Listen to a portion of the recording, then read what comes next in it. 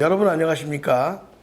저는 이번에 초등학교 수학 중에서 그 연산만을 특화해 가지고 디지털 단기연산이라는 프로그램을 개발한 가채화 기술의 김택진입니다.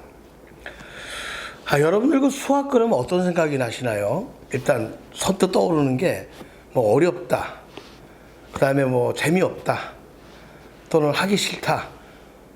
그런데 안 할 수는 없는 과목.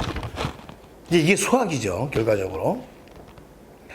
근데 이제 수학의 이게 수능이 왜 이렇게 어렵냐면, 이게 어차피 이게 이제 변별력을 판단해야 되는 거거든요. 그러다 보니까 수학이 상당히 이제 어려워지는 거예요. 그래서 어떤 분들은, 야, 나 이거 뭐 실생활에서 이거 쓰지도 않는 수학을 왜 이렇게 어렵게 공부해야 되느냐. 뭐 이런 얘기도 많이 나오는 거죠. 근데 그러다 보니까 수학이라는 것을 포기하게 되는 이 수포자들이 생겨난다고 그래요. 그래서 기사에 따르면은 초등학교의 한 30% 정도, 그리고 이게 중학교, 고등학교 가면서 계속 늘어나서 고등학교 때는 뭐 거의 50%가 넘는 수포자들이 생겨나고 있다는 기사도 있습니다. 근데 이 수포자가 언제부터 이게 생겨나기 시작하냐면 초등학교 1학년, 2학년 기본 계산 때부터 이게 이제 씨앗이 생겨난다고 그래요. 그래가지고 그 분소수 할 때쯤 돼서 이제 수포자가 이제 생겨난다고 합니다. 근데 이제 사실 이제 우리나라 학생들이 사실 수학을 잘합니다. 그 각종 경시대에 나가보면 거의 뭐 상위권에 이제 속한다고 그래요. 그리고 이제 뭐 IQ 지수도 거의 뭐 세계 상위 수준이에요. 평균 IQ 지수가 뭐 106인가 그렇습니다. 근데 우리나라보다 뭐 그 어떤 교육을 잘 시킨다는 핀란드 같은 나라가 평균 IQ가 95밖에 안 됩니다. 근데 이제 문제는 우리나라 학생들이 흥미 지수에서는 아주 하위권을 이제 나타내고 있는 거예요. 싫어한다는 거죠. 근데 이게 왜 이런 문제가 발생하냐면 이 수학은 이게 나선형 구조를 가지고 있다고 그래요. 그래가지고 요즘 소라껍데기 아시죠? 소라껍데기. 소라껍데기가 이제 이게 중심을 시작해가지고 나선형으로 이렇게 쭉쭉쭉쭉 이제 이렇게 확장되는 거거든요. 그래서 이제 수학의 그 여러 영역이 있지만 대수의 예를 들어보면 대수 영역.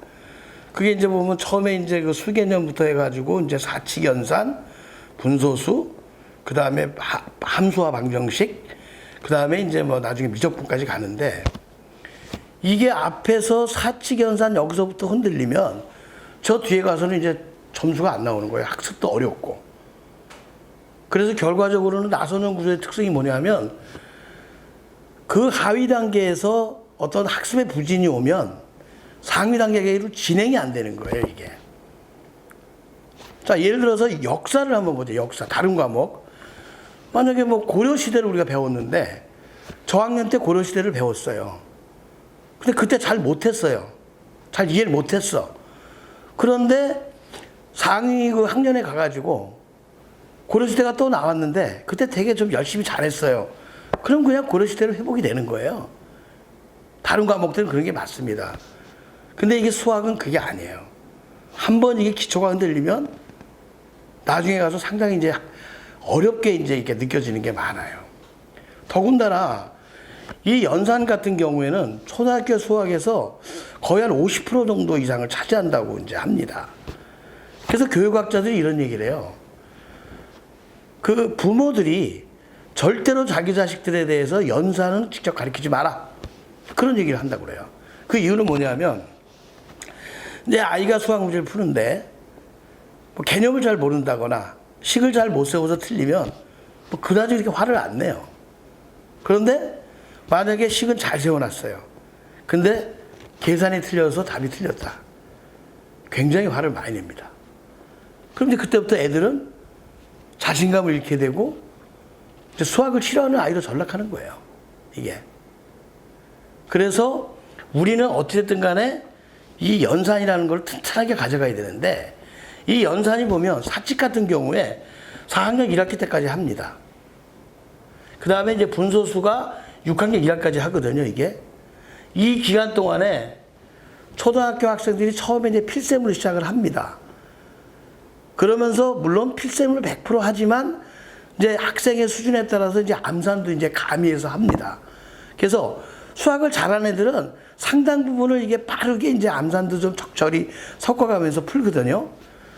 근데 이제 이게 수학을 잘 못하는 애들은 거의 이제 이게 받아 내림, 받아 올림을 막 쓰고 이러다 보니까 계산도 느리고 그 다음에 실수하고 이제 이런 경우가 생겨요. 그래서 이게 필셈식으로 할 때 이 부분 암산을 하는데 이걸 얼마나 탄탄하게 해주냐에 따라서 이게 초등학교부터 수능까지 그 12년간의 어떤 그 계산, 어차피 수학이라는 게 어떻게 되죠? 개념을 이해하고 식을 세우면 계산으로 마무리를 해야 되는 거거든요. 그래서 이게 그 연산이 되게 중요하다. 자, 어떤 학생이 굉장히 그 필셈하고 어쨌든 암산 섞어서 계산을 잘해요. 자, 그 학생한테 야, 너 이거 계산기를 사용해서 한번 풀어봐라. 그냥 좋다고 하겠죠. 되게 빠르게, 정확하게 하겠죠. 근데 문제는 뭐냐면 이 계산기를 시험에 사용하지 못하는 거예요. 수능 시험 때 우리가 이거 계산기 갖고 갈 수 있나요? 못 갖고 가잖아요. 자, 그래서 우리가 이런 생각을 해보는 거예요. 자, 우리가 머릿속에 계산기를 넣고 다니면 어떨까 하는 생각을 한번 해보세요. 머릿속에 계산기. 그렇죠. 그 머릿속에 계산기는 뭐 시험 볼 때 써도 되잖아요. 그래서 디지털 단기 연산은 뭐냐면 제가 4년 동안을 개발을 한 겁니다. 그래가지고 7개월에서 한 12개월 정도를 투자를 합니다. 투자를. 물론 이제 그 학생의 내 투자 시간과 또 개인의 차는 있습니다만은 그 정도를 투자해가지고 초등학교의 연산을, 그렇죠? 암산으로 해결하는 거예요. 머릿속 계산기를 만들어서 암산으로 해결하는 겁니다. 부분 암산이 아니에요. 그래서 수능 때까지 12년 동안 수학 공부하는데 모든 연산 과정을 암산으로 빠르고 정확하게 해결하는 거. 이것이 바로 디지털 단기 연산입니다. 다음 시간에는 이 디지털 단기 연산이 어떻게 구성되어 있고 그 다음에 어떤 과정을 통해서 초등학교 연산 문제를 풀어나갈 수 있는지를 저희가 여러 가지 사례를 가지고 설명을 드리도록 하겠습니다.